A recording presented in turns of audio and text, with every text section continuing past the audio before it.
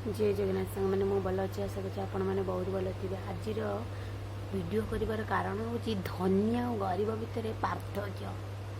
ଗୋଟେ ଧନୀ ଘର ପିଲା ଯେତେବେଳେ ଜନ୍ମ ହୁଏ ସେଜରେ ପଡ଼ିଥାଏ ତ ସେତେବେଳେ ସେ କାନ୍ଦିଲେ କିଛି ଲୋକ ଦୌଡ଼ି ଆସନ୍ତି ଯେ ପିଲାଟି କାନ୍ଦୁଛି ବୋଲି। ଗୋଟେ ଗରିବ ଘର ପିଲା ସେଜରେ ପଡ଼ିଥିଲେ କାନ୍ଦିଲେ ଲୋକ କେହି ବାସି ବି ଚୁକାନ୍ତିନି।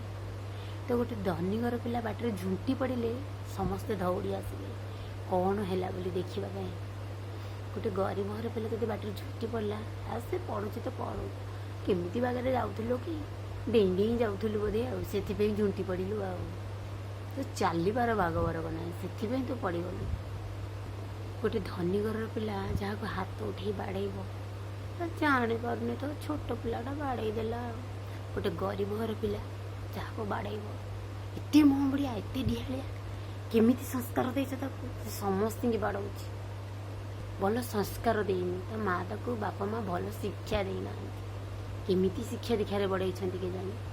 ଗୋଟେ ଧନୀ ଘର ପିଲା ଗୋଟେ ଧନୀ ଘର ଝିଅ ଯଦି ଭଲ ପାଇକି ବାହାଘର ହେଉଛି ଲଭ୍ ମ୍ୟାରେଜ୍ ତ ତାକୁ କହିବେ ଜାଣିପାରିଲାନି ମୋ ଝିଅ, ତାକୁ ପିଲାଟା ଫସେଇ ଦେଲା। ଗୋଟେ ଗରିବ ଘର ଝିଅ ଯଦି ଭଲ ପାଇକି ଲଭ୍ ମ୍ୟାରେଜ୍ କରିକି ବାହା ହେଲା, ସିଏ କ'ଣ କିଛି ଜାଣିପାରୁନି? ଯେ ପକ୍କା ଅଛି, ସବୁ ଜାଣୁଛି, ମୁଁ ସବୁ ଜାଣୁଛି, ଗୋଟେ ରୋଲ୍ କରୁଛି, କ'ଣ ଜାଣିପାରୁନି? ଭଲ ପାଇକି ବାହା ହେଲା କେମିତି ମୋ, ସେ ସବୁ ଜାଣିଛି, ପକ୍କା ଖଣ୍ଡ ଅଛି ଭିତିରିଆ ମୌନ ମୁହିମା। ଗୋଟେ ଧନୀ ଘର ଝିଅ ବାହାଘର ସରିଗଲା ପରେ ଦେଖୁନ ଛୋଟ ପିଲା ବା କିଛି ଜାଣିପାରୁନି, ଘରର କାମଧନ୍ଦା କରିପାରୁନି। ଯଦି ଗରିବ ଘର ଝିଅ ଆସିବ ଶାଶୁ ଘରେ କୋଉଥିରେ କିଛି ତ୍ରୁଟି ରହିଗଲା, ତାହେଲେ ତୋ ମାଆ ତୋତେ କ'ଣ ଶିକ୍ଷା ଦେଇଛି ବା, ହେଲେ କେମିତି ସଂସ୍କାର ଦେଇ ବଢ଼େଇଛି, ତୋତେ ଏତିକି ଟିକେ ବି ଶିଖେଇନି? କେମିତିକି ମାଆ କେଜାଣି କେମିତି ଶାଶୁଘରକୁ ବଢ଼େଇ ତୁଢ଼େଇ ଛାଡ଼ିଛି।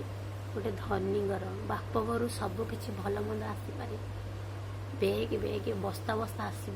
ଗୋଟେ ଗରିବ ଘର ଘରୁ କିଛି ନ ଆସିଲେ ଆଲୋ ହେ ତୋ ବାପା ମାଆ କ'ଣ ଦେଇଛନ୍ତି କିଲୋ, ଦେଖ ଆଲୋ ହେ କିଛି ଦେଇନାହାନ୍ତି, ଏଇ ଖାଲି ବେଗ, ଏଇ ଖାଲି ଦି।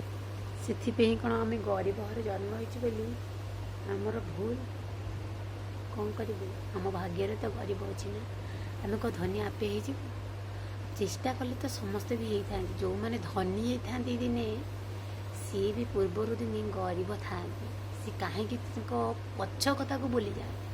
ଆମେ ବି ଦିନେ ତଳ ପାହାଚରେ ଥିଲୁ, ନିଜ ପରିଶ୍ରମ ବଳରେ ଆମେ ବି ଦିନେ ଉପର ପାହାଚକୁ ଉଠିଛୁ। ଆଜି ଏଇ ଲୋକ ଧନୀ ନାହିଁ, ଗରିବ ଅଛି, ତାର ବି ଦିନେ ସମୟ ଆସିବ, ସିଏ ଦିନେ ତଳ ପାହାଚରୁ ଉଠି ଉଠି ଉପରକୁ ଯିବ। ସେଥିପାଇଁ ଗରିବ ଲୋକକୁ ଏମିତି ଧିକ୍କାର କରି କହିବା, ଛୁଆକୁ ମଣିଷକୁ ନିଜ ମନରୁ କାଢ଼ି ଦିଅ। ମୋ କଥାଟା ଯଦି ଯାହାକୁ ଭଲ ଲାଗିଥିବ ନିଶ୍ଚୟ କମେଣ୍ଟ କରି କହିବ, ଯାହାକୁ ଖରାପ ଲାଗିଥିବ ନିଶ୍ଚୟ ବି କମେଣ୍ଟ କରି କହିବ। ରହୁଛି ଜୟ ଜଗନ୍ନାଥ। ଯଦି ମୋ ଭିଡ଼ିଓଟି ଭଲ ଲାଗିଥାଏ ନିଶ୍ଚୟ ଆପଣଙ୍କର ମତାମତ ଦେବାକୁ ଜମାରୁ ଭୁଲିବେନି। ଆପଣଙ୍କ ମାରା।